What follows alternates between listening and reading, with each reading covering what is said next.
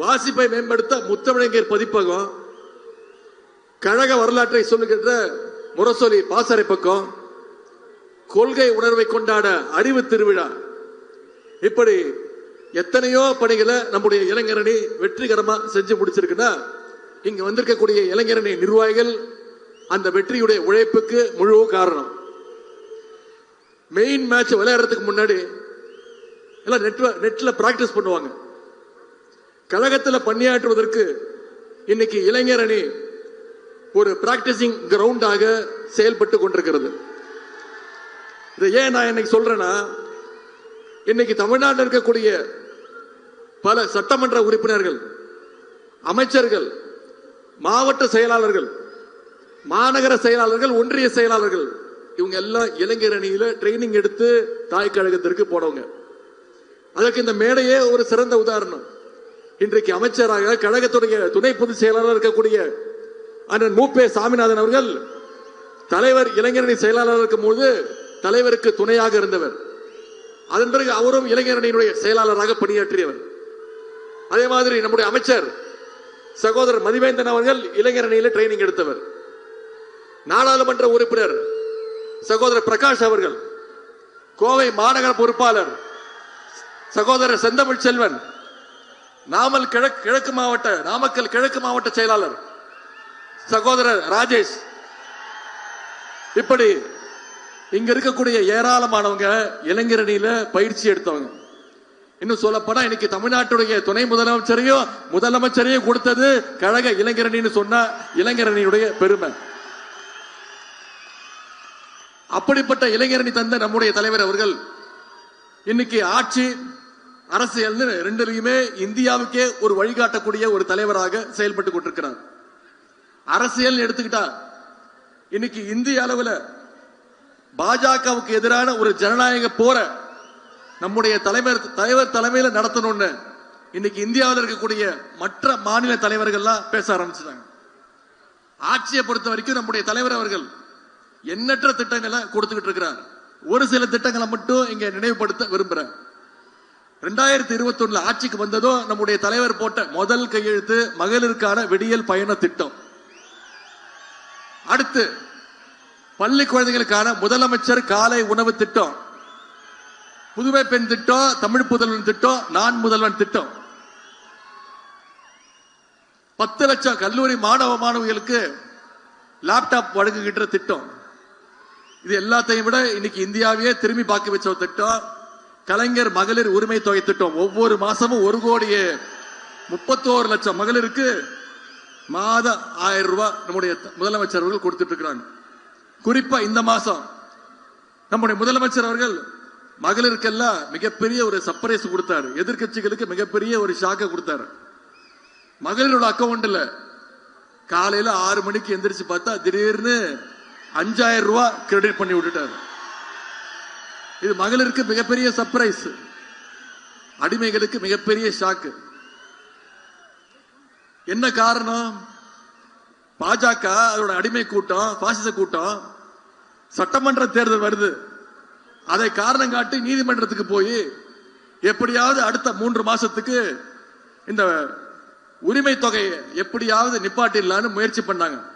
நம்முடைய தலைவர் என்னுடைய தமிழ்நாட்டு மகளிருக்கு நான் கொடுக்கக்கூடிய 1000 ரூபாவை நீ தடுக்க முயற்சி செய்யறியா, இந்த நான் கொடுக்கிறேன் ஒவ்வொருத்தருக்கும் 5000 ரூபான்னு கொடுத்திருக்கிறார் நம்முடைய தலைவர் முதலமைச்சர் அவர்கள். அது மட்டும் இல்ல, கோடைக்கால சிறப்பு நிதியா 2000 5000 ரூபாய் சேர்த்து கொடுத்திருக்கிறார். இன்னொரு வாக்குறுதியும் கொடுத்திருக்கிறார். மீண்டும் திராவிட முன்னேற்ற கழக ஆட்சி அமைச்ச உடனே நம்முடைய தலைவர் முதலமைச்சர் ஆன உடனே மகளிர் உரிமை தொகையை 1000 ரூபாயில இருந்து 2000 ரூபாய் உயர்த்தி கொடுப்பேன்ற வாக்குறுதியும் இன்னைக்கு கொடுத்திருக்கிறார். இதுதான் நம்முடைய ஆட்சிக்கும் சங்கி கூட்டத்திற்கும் இருக்கக்கூடிய ஒரு வித்தியாசம். அதுவும் தலைவர் 7 மணிக்கு கிரெடிட் பண்ணார். நம்முடைய தமிழ்நாட்டு மகளிர் 9 மணிக்கெல்லாம் போய் பேங்க்ல போய் வித்ட்ரா பண்ணிட்டாங்க. அந்த அளவுக்கு ஒன்றிய அரசு மீது தமிழ்நாட்டு மக்களுக்கு மகளிருக்கு அந்த அளவுக்கு பயம். குறிப்பா நீங்க ஒன்னு நினைவு வச்சுக்கணும், ஒன்றிய பிரதமர் திரு மோடி அவர்கள் அப்பப்ப தொலைக்காட்சியில் வருவார். அவர் எப்ப தொலைக்காட்சியில வந்தாலும் டிவியில வந்தாலும் மக்கள் ஒரு விதமான பயத்துக்கு போயிடுவாங்க. இந்த தடவை என்ன சொல்ல போறாரோ அப்படின்னு மக்கள் பயத்துக்கு போயிடுவாங்க. ஏன்னா 2020 உங்களுக்கு ஞாபகம் இருக்கு, ஒரு நாள் திடீர்னு தொலைக்காட்சியில தோன்றி கொரோனா வரப்போகுது, அதை சமாளிக்கிறதுக்கு ஒரே வழிதான், எல்லாரும் வீட்டுக்குள்ள போய் ஒரு மாசம் ஒளிஞ்சுக்கோங்க அப்படின்னு சொல்லிட்டு போயிட்டாரு. அது மட்டும் இல்ல, உங்களுக்கு இன்னொன்னு ஞாபகம் இருக்கும், 2016ஆம் ஆண்டு இதே மாதிரி திடீர்னு டிவியில வந்தார். டிமானிட்டைசேஷன், பண மதிப்பிழப்புன்னு சொல்லி எல்லார்கிட்ட இருக்கிற 500 ரூபாய் 1000 ரூபாய் செல்லாதுன்னு சொல்லிட்டு போயிட்டார். அன்னைக்கு எவ்வளவு மக்கள், நூற்றுக்கணக்கான மக்கள் வெயில்ல நின்று செத்தாங்க. இதுதான் நம்முடைய தலைவர் தொலைக்காட்சியில வந்தா மக்கள் மகிழ்ச்சியோட பாக்குறாங்க. நம்முடைய தலைவருக்கும் ஒன்றிய பிரதமருக்குமான அந்த வித்தியாசம். அது மட்டும் இல்ல, மக்கள் இருக்கிறது பிடுங்குற ஆட்சி ஒன்றிய பாஜக ஆட்சி, மக்களுக்கு எப்போதுமே கொடுக்கின்ற ஆட்சி நம்முடைய திராவிட மாடல் ஆட்சி. இப்படி பல்வேறு திட்டங்களை செயல்படுத்துறதுனாலதான் இன்னைக்கு நம்முடைய முதலமைச்சர் நம்முடைய தமிழகம் 11.19% வளர்ச்சியோடு இன்னைக்கு இந்தியாவிலேயே தலை சிறந்த மாநிலமாக பெற்றிருக்கு. அதற்கு என்னெல்லாம் இடைஞ்சல் செய்யலாம் அப்படின்னு இன்னைக்கு திட்டம் போட்டு ஒன்றிய பாஜக அரசு செயல்பட்டு இருக்கு. மொழி உரிமை, கல்வி உரிமை, நிதி உரிமைன்னு ஒவ்வொரு உரிமையும் பறிக்க பார்க்கிறாங்க. நியூ எஜுகேஷன் பாலிசி, புதிய கல்விக் கொள்கைன்னு கொண்டு வந்து தமிழ்நாட்டுக்குள்ள ஹிந்தியையும் சமஸ்கிருதத்தையும் நுழைக்க பார்க்கிறாங்க. இதுவரைக்கும் தமிழ்நாட்டு பக்கமே எட்டி பார்க்காத திரு அமித்ஷா அவர்களும் திரு மோடி அவர்களும் தேர்தல் வருதுன்னு வர ஆரம்பிச்சிருக்கிறாங்க. ஏன்னா அவங்க மட்டும்தான் வருவாங்க, தமிழ்நாட்டுக்கு எந்த நிதியும் வராது, எந்த திட்டமும் வராது. சமீபத்தில் ஒன்றிய அரசு பட்ஜெட் தாக்கல் பண்ணாங்க. அந்த பட்ஜெட்ல பாத்தீங்கன்னா தமிழ்நாட்டுக்கு எந்த திட்டத்தையும் ஒதுக்கல. ஆனா அவங்க பட்ஜெட்டை முழுசா படிச்சு முடிக்கிறதுக்கு முன்னாடியே தமிழ்நாட்டில இருந்து ஒரு பாராட்டு குரல். யாரு? எதிர்கட்சி தலைவர் திரு எடப்பாடி பழனிசாமி அவர்கள். அதனாலதான் பட்ஜெட் சூப்பர்னு டயர் புகர் பழனிசாமி இன்னைக்கு ஃபயர் விட்டுக்கிட்டு இருக்காரு. அதனாலதான் அடிக்கடி சொல்லுவேன், அரசியல்ல நாம பல பேர் முரட்டு பக்தர்களை பார்த்திருப்போம், முரட்டு தொண்டர்களை பார்த்திருப்போம். ஆனா இன்னைக்கு ஒரு முரட்டு அடிமையா திரு எடப்பாடி பழனிசாமி அவர்கள் திரு மோடி அவர்களுக்கு மாறி இருக்காரு. நீங்க தொலைக்காட்சியில பார்த்திருப்பீங்க, 3 நாட்களுக்கு முன்பு எதிர்கட்சி தலைவர் எடப்பாடி பழனிசாமி அவர்கள் ஒரு தியேட்டர்ல போய் படம் பார்க்கிறார். திரு எம்ஜிஆர் அவர்கள் நடிச்ச படம் பார்த்து ஒரே கண்கலங்கிறார், அழுகுறார். நான் யோசிச்சு பார்த்தேன், இந்நேரம் திரு எம்ஜிஆர் அவர்கள் உயிரோடு இருந்திருந்தாருன்னா இவரை பார்த்து என் கட்சியை எப்படி ஆக்கிட்டீங்களேன்னு பார்த்து எப்படி எழுதிருப்பாருன்னு யோசிச்சு பார்த்தேன். 2019 அதிமுகவை பாஜகவுக்கு அடகு வச்சார்.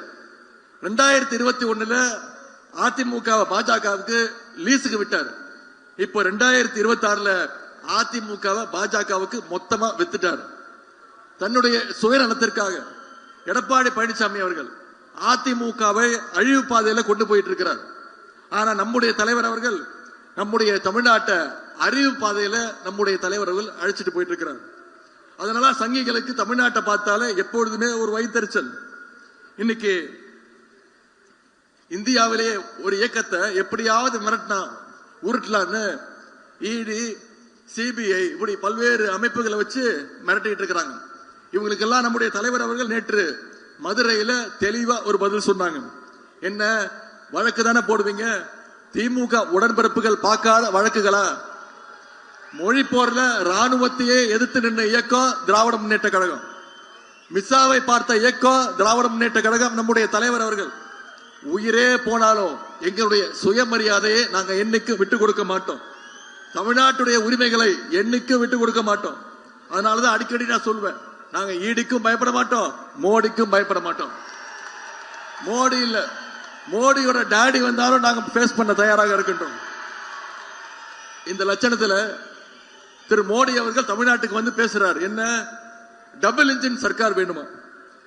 தமிழ்நாட்டிற்கு டபுள் இன்ஜின் சர்க்கார் வேணும்னு திரு மோடி அவர்கள் சொல்றார். தமிழ்நாட்டுடைய இன்ஜின் பலமான ஒரு திராவிட மாடல் இன்ஜின். இது எப்போதுமே தனி டிராக்ல முன்னேறி போயிட்டு இருக்கிற இன்ஜின்.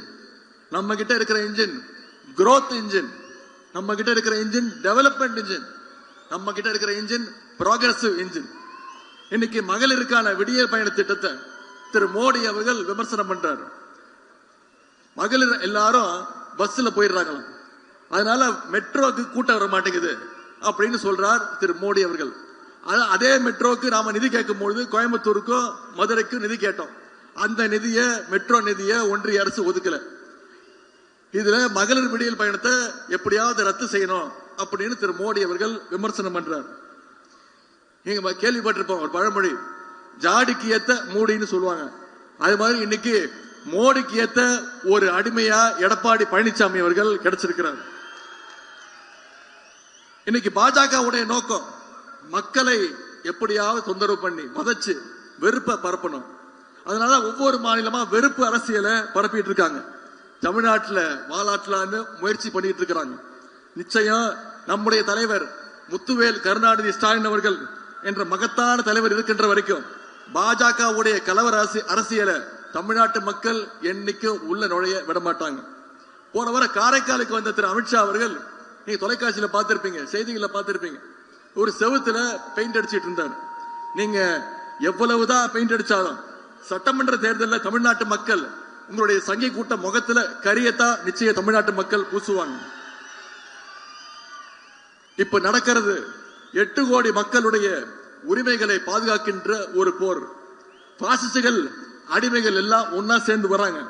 தமிழ்நாட்டை எப்படியாவது சீரழிக்கணும்னு முயற்சி பண்றாங்க.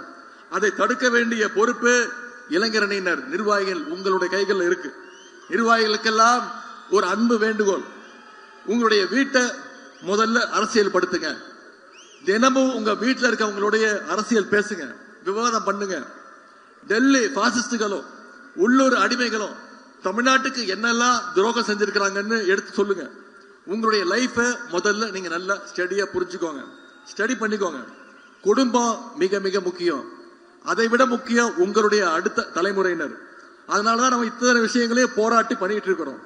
வீடு நல்லா இருந்தாதான் நாடு நல்லா இருக்கும்னு பேரறிஞர் அண்ணா அவர்கள் நமக்கு சொல்லி இருக்கிறாங்க. இதையெல்லாம் மனசுல வச்சுக்கிட்டு இளைஞரணி நிர்வாகிகள் நீங்க பணியாற்றணும். ஒவ்வொரு வீடா போய் கழகத்துடைய கொள்கைகளையும் அரசினுடைய திட்டங்களையும் சாதனைகளையும் எடுத்து கூறுங்க. சட்டமன்ற தேர்தலுக்கு இன்னும் வெறும் 50 நாட்கள் தான் இருக்கு.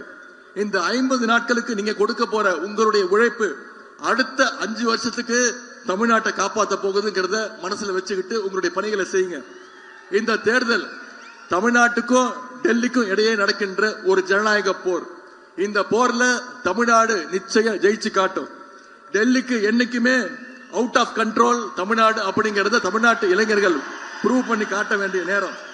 அதுக்கு இளைஞரணி நிர்வாகிகள் உங்களுடைய உழைப்பு மிக மிக முக்கியமானதாக இருக்கணும். நான் அடிக்கடி சொல்றது உண்டு, இளைஞரணியில சரியாக உழைச்சிங்கன்னா உங்களுக்கான அங்கீகாரத்தை நம்முடைய தலைவர் அவர்கள் நிச்சயம் சரியான நேரத்தில் கொடுப்பார். இந்த தேர்தலில் இளைஞர்களுக்கு அதிகமான வாய்ப்பை ஏற்படுத்தி கொடுக்கணும்னு தலைவர்கிட்ட என்னுடைய வேண்டுகோளை பல முறை வச்சிருக்கேன். நிச்சயம் தலைவர் அவர்கள் கொடுப்பார் என்ற நம்பிக்கை எனக்கு இருக்கின்றது. அதனால உற்சாகமா வேலை செய்யுங்க. இன்னைக்கு சில பேர் நம்முடைய இயக்கத்தை அழிச்சிடலான்னு பகல் கனவு காணிட்டு இருக்காங்க. நம்மள யாராலையும் எந்த நேரத்திலையும் அழிக்க முடியாது. பேரறிஞர் அண்ணா அவர்கள் ஏற்கனவே இதற்கான ஒரு பதிலை கொடுத்திருக்கிறார். பேரறிஞர் அண்ணா சொன்னது, எங்களை அழிச்சு புதைக்கலான்னு நீங்க 4 அடிக்கு ஒரு குழியை வெட்டுவீங்க, நீங்க குழியை வெட்டுறதுக்குள்ள நாங்க 6 அடி வளர்ந்திருப்போம். உடனே எங்களுக்காக 6 அடிக்கு ஒரு குழியை வெட்டுவீங்க, நீங்க குழியை வெட்டுறதுக்குள்ள நாங்க 8 அடி வளர்ந்திருப்போம். உடனே எங்களுக்காக 8 அடிக்கு ஒரு குழியை வெட்டுவீங்க, அதுக்குள்ள நாங்க 16 அடி வளர்ந்திருப்போம். நீங்க எங்களை வெட்ட நினைச்சீங்கன்னா நாங்க வளர்ந்துகிட்டே இருப்போம் அப்படின்னு பேரறிஞர் அண்ணா அவர்கள் நம்முடைய கழக இளைஞரணியை பார்த்து சொன்னார்.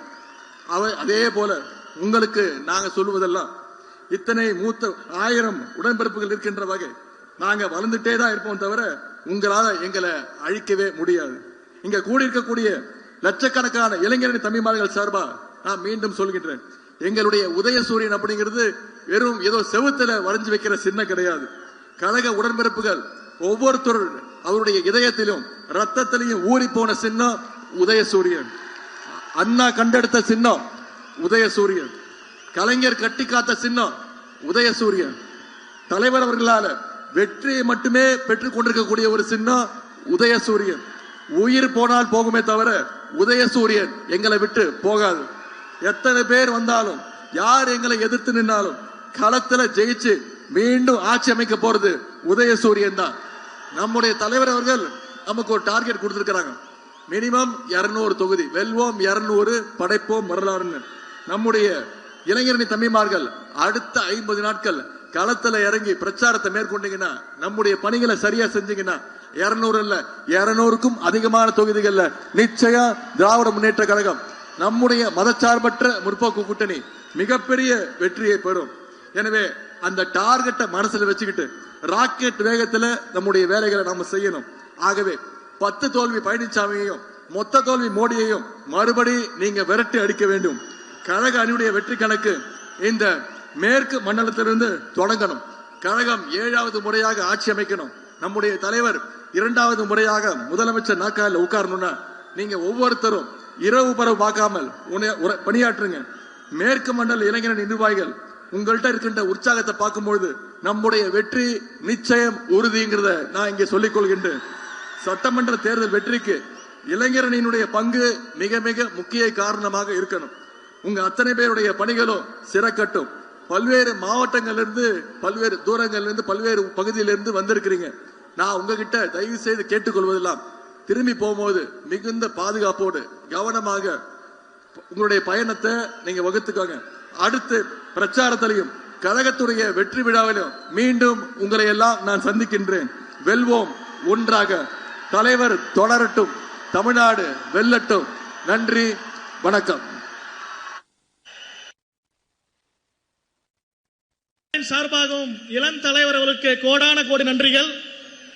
தற்பொழுது மேற்கு மண்டலத்துடைய பொறுப்பாளரும் கரூர் மாவட்ட கழகத்துடைய செயலாளருமான அண்ணன் செந்தில் பாலாஜி அவர்கள் தலைமையில் கோவை 3 மாவட்ட கழகத்துடைய செயலாளர்களும் கோவை மாவட்ட இளைஞரணியின் அமைப்பாளர்கள் சார்பாக தற்பொழுது இளம் தலைவர் அவர்களுக்கு நினைவு பரிசினை வழங்கி சிறப்பு சேர்க்கின்றார்கள்.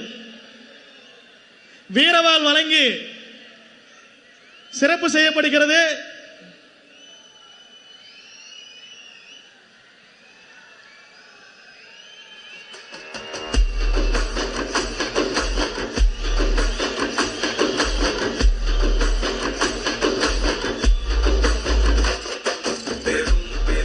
மேற்கு மண்டலத்துடைய பொறுப்பாளர் சார்பாக வீரவாள் வழங்கி இளம் தலைவர் அவர்களுக்கு சிறப்பு செய்யப்படுகிறது.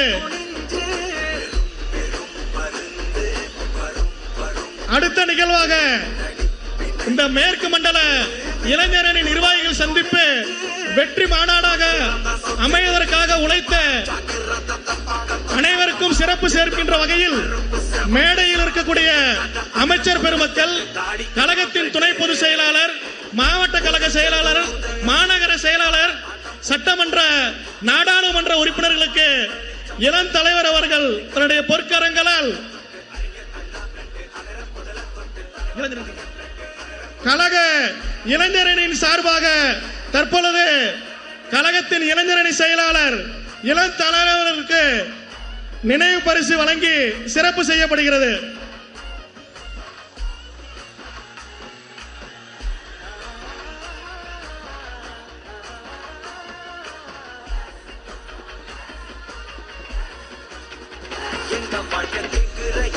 கேள்வி கண்ணை